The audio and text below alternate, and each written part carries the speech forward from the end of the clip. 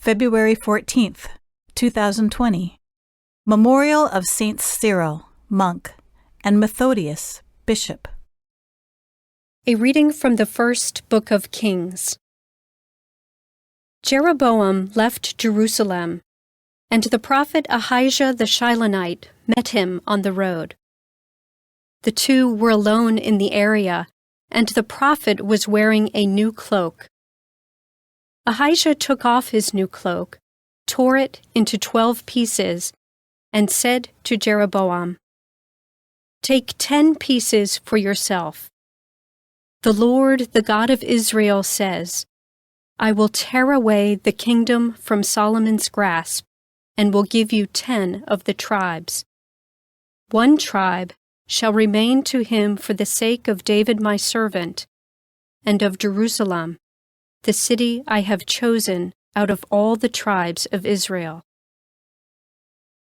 Israel went into rebellion against David's house to this day.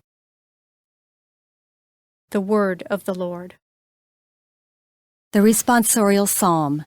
The response is, I am the Lord your God, hear my voice. There shall be no strange God among you, nor shall you worship any alien god. I, the Lord, am your God, who led you forth from the land of Egypt. I am the Lord your God, hear my voice. My people heard not my voice, and Israel obeyed me not. So I gave them up to the hardness of their hearts. They walked according to their own counsels. I am the Lord your God, hear my voice. If only my people would hear me, and Israel walk in my ways. Quickly would I humble their enemies. Against their foes I would turn my hand. I am the Lord your God, hear my voice.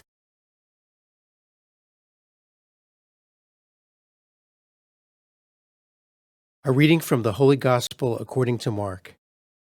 Jesus left the district of Tyre and went by way of Sidon to the Sea of Galilee, into the district of the Decapolis.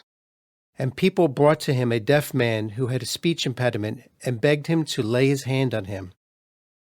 He took him off by himself away from the crowd. He put his finger into the man's ears and, spitting, touched his tongue. Then he looked up to heaven and groaned and said to him, Ephphatha, that is, be opened.